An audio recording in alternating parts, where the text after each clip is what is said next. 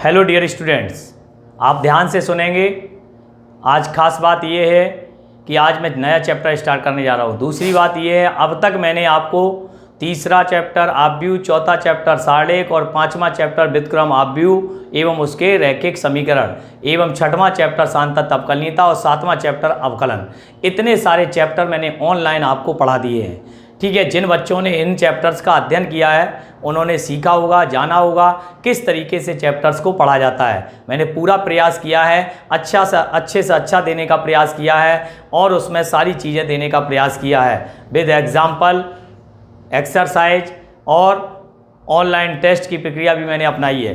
तो आज आप देखेंगे मैंने चैप्टर नंबर 2 लिया है। चैप्टर नंबर 2 कहलाता है इनवर्स ट्रिगोनोमेट्रिक फंक्शन, अर्थात इसका शॉर्टकट नेम है ITF और हिंदी में इसको कहते हैं, लिखा हुआ है प्रतिलोम त्रिकोणमितीय फलन, या दूसरा नाम है प्रतिलोम वृत्तीय फलन भी कहते हैं। इनवर्स सर्कुलर फंक्शन भी बोला जाता है। सर्कुलर फंक्शन इसलिए बोला जाता है यहाँ पर क्योंकि वृत्तीय फलन हो जाता है, क्योंकि यहाँ पर रेडियन वगैरह में काम करते हैं। ठीक है ना, तो दोनों ही नाम दिए गए हैं, आप घबराएं नहीं। तो हम सबसे पहले बात करेंगे, इसमें 3 नाम है, इनवर्स, ट्रिगोनोमेट्री और फंक्शन। तो इनवर्स भी है, ट्रिगोनोमेट्रिक भी है और फंक्शन भी है। सबसे पहले हमने पिछली साल 11th के अंदर फंक्शन पढ़ा था। क्या पढ़ा था?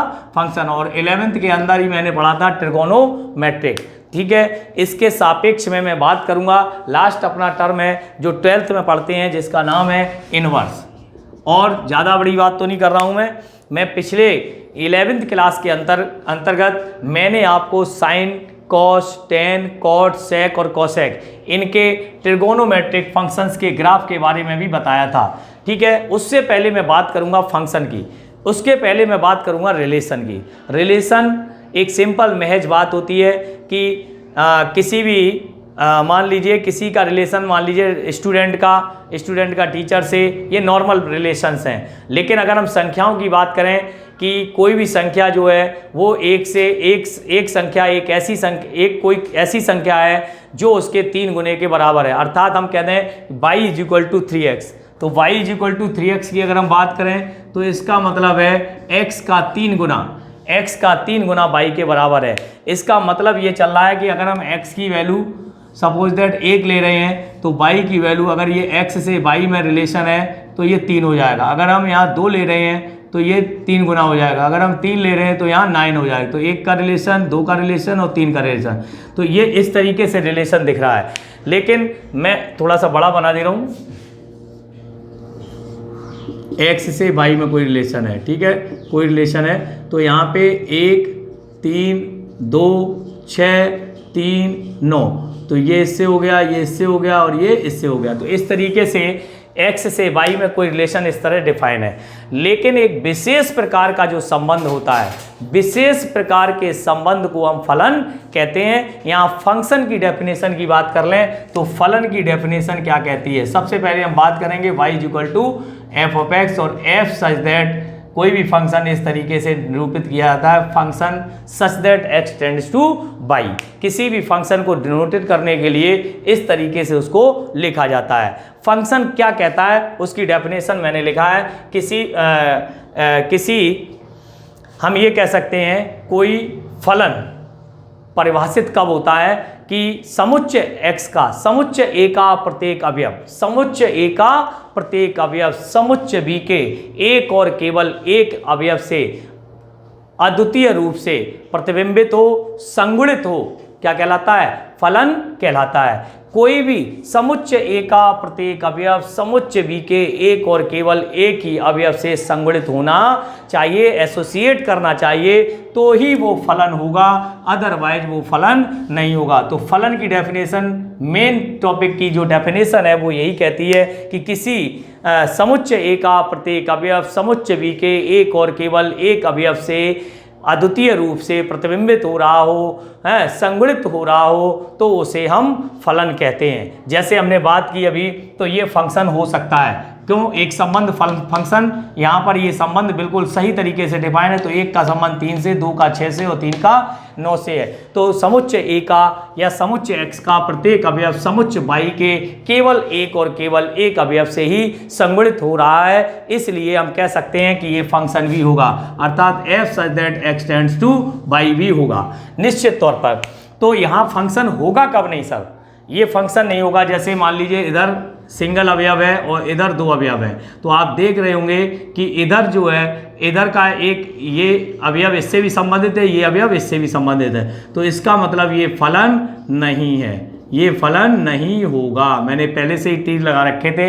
लेकिन यदि हम ऐसा कह सकते हैं कि x के 2 अवयव, 3 अवयव, 4 अवयव, इधर के कितने भी अवयव इधर के एक अवयव से प्रतिबिंबित हो सकते हैं, तो मैंने यही बोला समुच्चय ए का प्रत्येक अवयव समुच्चय बी के एक और केवल एक अवयव से अद्वितीय रूप से संगुणित होता है, फलन कहलाता है। तो आपने देखा कि इधर के जो अवयव हैं वो अलग अलग हैं और इधर अलग अलग है, लेकिन इधर एक ही अवयव आ रहा है, तो इसका मतलब ये फंक्शन हो सकता है, लेकिन ये वाला फंक्शन नहीं होगा। यानी कि दो वैल्यू पर दो जो वैल्यू ली गई है x की, वो y की एक वैल्यू को डिनोट कर सकता है। अर्थात इसको हम f such that x tends to y पढ़ते हैं। अर्थात किसी भी फलन का प्रतिलोम तभी ज्ञात किया जा सकता है जब वह एकेकी आच्छादक हो। इससे पहले वाले चैप्टर में एकेकी आच्छादक का वर्णन किया गया है, लेकिन अभी फिलहाल इस चैप्टर को आपको समझना होगा। 11th क्लास में आपने खूब पढ़ा है। एकेकी क्या होता है? 1-1 मैपिंग, जिसको हम 1-1 मैपिंग के नाम से जानते हैं। अर्थात जो केवल 1 और 1, ये देखिए 1 1 1 1 1 1, अर्थात ये कहलाता है एकेकी। अर्थात इसको हम 1-1 मैपिंग के नाम से भी जानते हैं। दूसरा आता है आच्छादक। आच्छादक का मतलब होता है समुच्चय y का प्रत्येक अवयव समुच्चय x के किसी न किसी अवयव का प्रतिबिंब अवश्य ही होना चाहिए। तो आप देखिए समुच्चय y का प्रत्येक अवयव x के किसी न किसी अवयव का पूर्व प्रतिबिंब अवश्य ही है, इसलिए ये ऑन टू मैपिंग कहलाती है। क्या कहलाती है? Onto mapping. और अगर इन दोनों को मिला दिया जाए तो ये बाइजेक्टिव हो जाता है। क्या हो जाता है? बाइजेक्टिव। इसको इंजेक्टिव और सरजेक्टिव मिला के ये हो जाते हैं बाइजेक्टिव। बाइजेक्टिव मीन्स एकेकी और आच्छादक। यदि कोई फलन एकेकी आच्छादक है तो हम उसका इनवर्स अवश्य ही ज्ञात कर सकते हैं। इसमें लिखा हुआ है प्रतिलोम। क्या लिखा? किसी भी फलन का प्रतिलोम तभी ज्ञात किया जाता है जब वह एकेकी आच्छादक होने की स्थिति में होगा, अदरवाइज हम उसका इनवर्स ज्ञात नहीं कर सकते। देखो पढ़ाने को ये था कि हम सीधे शुरू कर देते, सूत्र आ जाते और हम शुरू कर देते। हम तुम्हें ये बता रहे हैं कि इस चैप्टर का असली राज क्या है, आखिर ये चैप्टर बना क्यों है, क्यों लिया गया है, क्यों बनाया गया है। पढ़ाने को तो हम वहीं से शुरू कर देते, बेटा ये फॉर्मूले हैं और ये सब चीजें हैं, लेकिन मैं जो बातें बता रहा हूं, मुद्दे की बात है कि आखिर ये प्रतिलोम बना कैसे। पढ़ाने की बातें तो बहुत अच्छी होती हैं कि हम पढ़ा दिया, बेसिक कंसेप्ट बताए नहीं है, तुम भी तो जानो आखिर क्यों नहीं होगा। तो हमने यही चीज़ लिखी है कि ये एकेकी 1-1 मैपिंग है और ये ऑन टू मैपिंग है। अर्थात जब ये किसी फलन में दोनों ही चीज़ें होंगी तब वो बाइजेक्टिव होगा, और यदि वो बाइजेक्टिव होगा तो हम कहेंगे कि उसके इनवर्स का अस्तित्व होगा। अर्थात एफ इनवर्स अवश्य ही निश्चित रूप से होगा। ठीक है, कब होगा? जब वो बाइजेक्टिव होगा। अब बात करते हैं 1-1 होता क्या है, 1-1 का अर्थ क्या होता है। तो 1-1 का अर्थ होता है ऐसे कि f ऑफ x1 बराबर f ऑफ x2, तो x1 बराबर x2। अर्थात हम ये कहते हैं sin x1 बराबर sin x2 बराबर 1, तो x1 बराबर x2 बराबर 1। अर्थात हम ये कह सकते हैं कि अगर sin x1 बराबर sin x2 है तो x1 बराबर x2 के है, तो इसलिए हम कह सकते हैं कि ये एकेकी फलन होगा। मीन्स अगर हम ऐसा लिख रहे हैं तो अब हम बात करेंगे ट्रिगोनोमेट्रिक फंक्शन की। इसके बाद आता है ट्रिगोनोमेट्रिक, एक दूसरा शब्द आया ट्रिगोनोमेट्रिक। तो आपने यहां पर पढ़ा होगा ये डोमेन है और ये रेंज है। क्या है? रेंज। तो आप ध्यान से देखो, ये फंक्शन है, ये फंक्शन है, ठीक है ना। तो ये फंक्शन है, तो आप यहां समझेंगे sine function, cos function, tan function, cot और सेक और कॉसेक, ये 6 त्रिकोणमितीय फलन होते हैं जिनके डोमेन इस प्रकार लिखे हुए हैं। डोमेन क्या है? R। इसका रेंज क्या है? -1 to 1। मतलब साइन की जो वैल्यू है वो -1 और +1 के बीच में ही होती है। बीच में क्या? -1 और +1 तक होती है, क्योंकि ये क्लोज्ड इंटरवल है। कौन सा इंटरवल है? क्लोज्ड मीन्स समव्रत अंतराल, समव्रत अंतराल। तो यहाँ की बात करें कॉस का प्रांत हो गया R और परिसर हो गया -1 to 1। टेन की बात करें तो R - n 2n + 1 π/2। बहुत बार बताया जा चुका, अब तो आप 12th क्लास में हैं। तो साइन बटे कॉस होता है। क्या होता है? साइन बटे कॉस। कॉस किन किन बिंदुओं पर परिभाषित नहीं होता है, वो ये हैं। ठीक है, इसलिए इसको R में से हमने क्या किया? निकाल दिया। तो इस तरीके से n बिलोंग्स टू Z और टेंड्स टू R, इसका जो परिसर है वो R है। कॉट में n पाई। कॉट क्या होता है? कॉस बटे साइन। तो साइन किन किन बिंदुओं पर परिभाषित नहीं होता है? n पाई पे। Pi 2 pi 0 3 pi 4 pi 5 pi n pi, n belongs to z, और इसका जो परिसर है वो कैपिटल R है। सेक का जो प्रांत है r माइनस सेम रहेगा, क्योंकि 1/cos होता है। क्या होता है? 1/cos, और ये 1/sin होता है। तो उसी के अनुसार आपका लिखा गया cos इनफिनिट बिंदुओं पर और sin इनफिनिट बिंदुओं पर परिभाषित नहीं होता है, इसलिए इनका परिसर ये हो गया और प्रांत ये हो गया। ये जानना हमारे लिए इसलिए आवश्यक है क्योंकि हम जो चीज़ पढ़ने जा रहे हैं प्रांत और परिसर की ही बात पढ़ने जा रहे हैं। पूरे इनवर्स फंक्शन में हम प्रांत और परिसर की ही बात करेंगे बच्चों। तो बच्चों बात जब करते हैं तो हम क्या कहना चाहते हैं उस बात को समझने का प्रयास करें। तो हमने क्या किया, एक ग्राफ लिया, किसका? साइन का, जो कि हम 11th क्लास में पढ़ चुके थे। तो साइन का ग्राफ कुछ ऐसा होता है, आपने भी देखा हुआ है ना, पीरियोडिक टेबल, आवर्ती इस तरीके सरल आवर्त गति करता है, तो इस तरीके से इसका पीरियोडिक फंक्शन होता है। ये देखो, ये पीरियोडिक भी होता है, ठीक है ना। ये आवर्त, इसका जो आवर्त काल है वो मतलब बार बार रिपीट करता है, 2 पाई के बाद रिपीट करने लगता है, 2 पाई के बाद, ठीक है ना। तो ये देखिए, ये इस तरीके से आया, तो यहाँ पे 0 होता है, यहाँ π/2, यहाँ पाई, यहाँ 3π/2 और ये 2 पाई। हमने क्या किया, आपको बताने के लिए हम ये कहना चाहते हैं कि साइन फंक्शन, क्या साइन फलन एकेकी आच्छादक होता है। तो हमने क्या किया, यहाँ पर एक बिंदु लिया x1 और यहाँ लिया x2। तो x1 पर हमने देखा तो यहाँ तो समान वैल्यू देने लगा, ये आगे देखो, ये f(x1) होगा, ये f(x2), और f(x1) बराबर क्या हो गया, f(x2) के। लेकिन x1 बराबर नहीं है x2 के। क्यों नहीं है? क्योंकि x1 बराबर अगर मान लो हमने π/2 ले लिया, सपोज दैट π/4 ले लिया, सपोज दैट π/4 ले लिया, और x2 बराबर हमने 5π/2 ले लिया, तो इनकी जो दोनों वैल्यू है π/2 और 5π/2, इस पे वैल्यू देखनी होगी, तो π/4 नहीं, π/2 ही लेना पड़ेगा। तो साइन π/2 की वैल्यू क्या होती है 1, और साइन 5π/2 की वैल्यू भी क्या हो जाएगी, 2 पाई प्लस π/2, तो ये हो जाएगा साइन π/2, बिल्कुल सही है। तो ये देखिए, आपका x1 बराबर नहीं है x2 के। क्यों नहीं है? क्योंकि π/2 बराबर नहीं है 5π/2 के, परंतु फंक्शन ऑफ x1 बराबर फंक्शन ऑफ x2 बराबर 1। तो इसका तात्पर्य ये हुआ कि π/2 पर और 5π/2 पर फंक्शन की वैल्यू सेम आ गई। इसलिए जबकि मैंने नियम क्या लिखाया कि f(x1) बराबर है f(x2) के, तो x1 बराबर है x2 के। या हम यूं कह सकते हैं कि x1 बराबर नहीं है x2 के, तो f(x1) बराबर नहीं है f(x2) के। ये भी कंडीशन आपकी यही होती है, सेम टू सेम। तो हमने जैसे ही देखा, बच्चों देखो ध्यान से समझने की बात है, आपने 11th क्लास में क्या सीखा मुझे नहीं पता है, लेकिन मैं तुम्हें 11th क्लास की ओर ले चल रहा हूं और मुझे बताना बहुत आवश्यक है कि फंक्शन होता क्या है। अगर हमने ऐसा सिद्ध नहीं कर पाया तो हमारा पढ़ाना बेकार होगा और आपका पढ़ना बेकार होगा, क्योंकि हम पढ़ाना चाहते हैं प्रतिलोम त्रिकोणमितीय फलन। जब तक हमें यह नहीं पता होगा कि आखिर ये प्रतिलोम बना कैसे, पढ़ना बेकार है इस चैप्टर को, ठीक है ना। तो हमने यहाँ पे कह दिया कि ऐसा कभी नहीं हो सकता है, अर्थात एकेकी नहीं है। अर्थात जब एकेकी ही नहीं है तो हम कैसे कह सकते हैं कि ये फलन आच्छादक यानी कि एकेकी आच्छादक होगा। अर्थात हम ये कह सकते हैं कि ये फलन एकेकी आच्छादक नहीं है। पूरा कहेंगे, एकेकी आच्छादक नहीं है। जब ये एकेकी आच्छादक है ही नहीं तो हम उसके इनवर्स की बात कैसे कर सकते हैं। अर्थात जब ये एकेकी आच्छादक ही नहीं रहा तो हम उसके इनवर्स की बात कैसे करेंगे। अर्थात मुद्दा इज डेड, मुद्दा ही डेड हो गया। जिस बात की बात कर रहे थे हम, जिसके इनवर्स की बात करने जा रहे थे, वो मुद्दा ही डेड हो गया। तो अब हम किसकी बात करेंगे, उसकी डेथ हो गई। जब डेथ हो गई तो क्या कर रहे फिर क्या पढ़ा रहे हैं, तो नहीं, अब क्या करेंगे, बात आती है अब क्या करेंगे। तो हम जो आपको बताएं तो हम कैसे उसके इनवर्स की बात कर सकते हैं जब साइन एकेकी आच्छादक है ही नहीं। जब है ही नहीं, अब स्टार्ट होता है क्या, आईटीएफ फंक्शन। अब हम स्टार्ट करेंगे तो आईटीएफ बनाया कैसे जाए, कैसे उस पर वर्क किया जाए, कैसे उसको सीखा जाए। तो ऐसा नहीं होता कि मुद्दा डेड, मुद्दा इज डेड। हमने कहा मुद्दा इज डेड, मुद्दा क्या डेड हुआ कि कोई भी साइन फंक्शन जो था y इक्वल टू साइन का जो ग्राफ था वो हमने बनाया और बनाने के बाद दिखाया कि ये फंक्शन तो इनवर्स के लिए काम ही नहीं कर रहा है, क्योंकि आच्छादक ही नहीं है। लेकिन मैंने देखा कि किया जा सकता है, किया जा सकता है। तो इसके लिए हम फिर से करेंगे, अब स्टार्ट करते हैं आईटीएफ के लिए। इनवर्स कैसे ज्ञात करेंगे किसी भी फंक्शन को।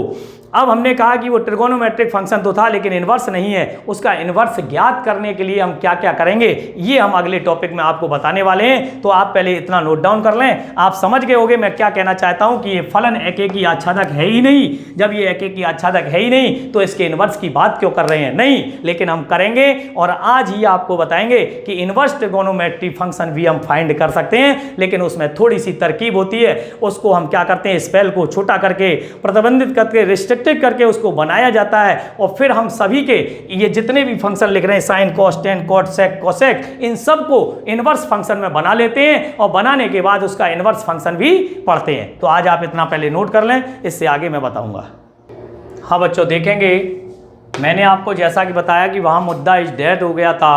अब हम ITF बनाने के लिए क्या करेंगे, उस साइन को इन्वर्स बनाने के लिए हम क्या करेंगे, अब साइन फंक्शन को एकेकी आच्छादक बनाने के लिए उसके एक स्पेल को प्रतिबंधित कर देते हैं, रिस्ट्रिक्टेड कर देते हैं। तो हमने क्या किया, उसको इस तरीके से बनाया और -π/2 से π/2 तक, ठीक है, ये चीज़ आपको ध्यान रखनी होगी, -π/2 से π/2 तक। यहाँ पर भी दिखाया मैंने, प्रत्येक x की वैल्यू के लिए फंक्शन का मान अलग अलग दे रहा है और वहाँ पर क्या हो रहा था, प्रत्येक x की वैल्यू के लिए फंक्शन का मान समान आ रहा था। तो यहाँ पर प्रत्येक x की वैल्यू के लिए फंक्शन का मान अलग अलग आ रहा, अलग अलग x की वैल्यू पर फंक्शन की भी अलग अलग वैल्यू प्राप्त होती है, इसलिए f एकेकी आच्छादक है, इसके f इनवर्स का अस्तित्व होगा।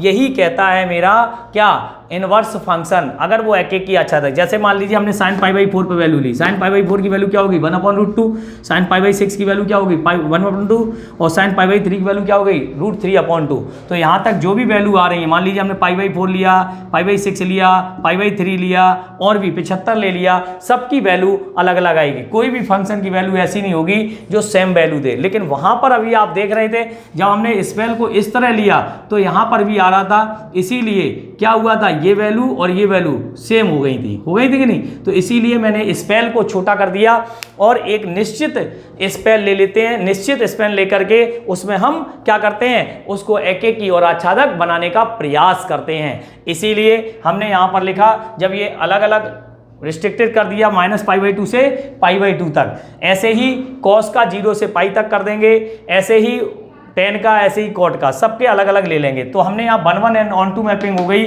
तो तब हमने लिखा f such that x tends to y, तो f of x बराबर y, f एक एकेकी आच्छादक है, g such that y tends to x, जब ये एकेकी आच्छादक तो g such that y tends to x, तो gy बराबर x, g भी एक एकेकी आच्छादक, तो f इनवर्स का अस्तित्व होगा, तो साइन इनवर्स का भी अस्तित्व होगा। तो साइन का जो यहाँ पर हम पहले क्या लिखते थे, r में से हमने क्या किया, स्पेल को तोड़ करके -π/2 से उसके डोमेन, उसका जो डोमेन था, उसका जो प्रांत, डोमेन को मतलब प्रांत, और प्रांत क्या ले लिया -π/2 से π/2। स्पेल मीन्स होता है यहाँ डोमेन, डोमेन छोटा कर लिया और डोमेन हो गया -π/2 से π/2, टेंड्स टू -1 to 1, ये इसका क्या कहलाएगा, रेंज, ठीक है। sin x बराबर y एकेकी आच्छादक फलन है, तब हम लिख सकते हैं, या इसलिए तब क्या लिख सकते हैं, साइन इनवर्स -1 to 1 और टेंड्स टू, भाई साइन का जो डोमेन है वो -π/2 हो गया और रेंज हो गई -1 to 1। लेकिन जब इनवर्स फंक्शन लेंगे तो उल्टा हो जाएगा, क्योंकि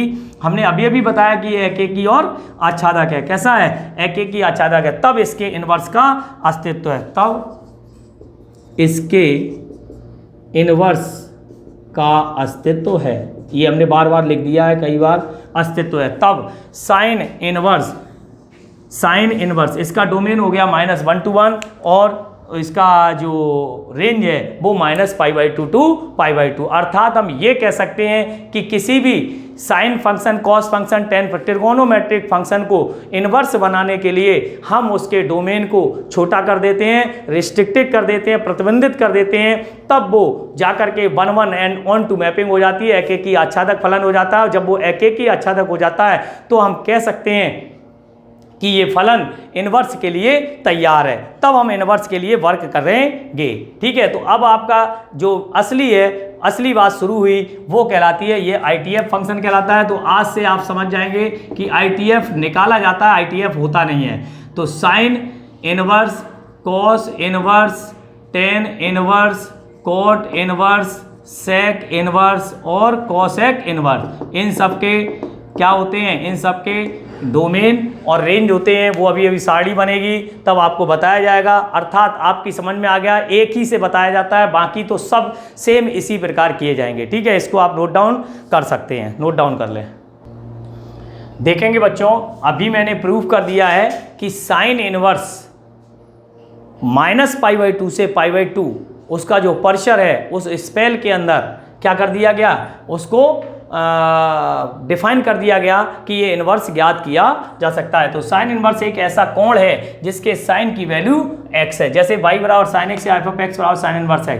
तो यहाँ जब हम x की वैल्यू यहाँ रखते जाएंगे तो x की वैल्यू 1 रख दी तो इसकी वैल्यू क्या हो गई, π/2, 1/√2 π/4, 1/2 ये साइन 0 जे। मतलब साइन इन्वर्स एक तरीके से एक संकेत मात्र है, अर्थात ये इन्वर्स का काम करता है। तो साइन थीटा बराबर x हो तो हम x को थीटा का ज्या कहते हैं, साइन कहते हैं, और थीटा एक संख्या, थीटा संख्या x का एक ज्या प्रतिलोम है, साइन इनवर्स कहलाता है। थीटा बराबर साइन इनवर्स x या थीटा बराबर आर्क साइन x भी पढ़ा जा सकता है। अन्य प्रतिलोम फलन इस प्रकार हैं, sine inverse x, cos inverse x, tan inverse x, cot inverse x, sec inverse x और कॉसेक इनवर्स x इत्यादि।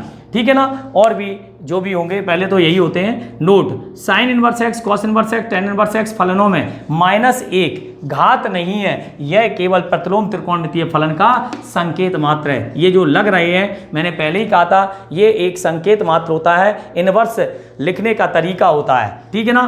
दूसरी बात, साइन x का होल इनवर्स बराबर 1/sin x लिख सकते हैं, परंतु साइन इनवर्स x को 1/sin x कदापि नहीं लिख सकते हैं, और ना ही साइन इनवर्स x को साइन x का होल इनवर्स लिखा जा सकता है। इन बातों को आप गौर से कर लें, अन्यथा प्रतिलोम त्रिकोणमितीय फलन का चैप्टर पढ़ना ही बेकार हो जाएगा। साइन इनवर्स x एक कोण है, कोण को व्यक्त करता है, जबकि साइन थीटा एक संख्या को व्यक्त करता है जहां थीटा एक कोण होता है।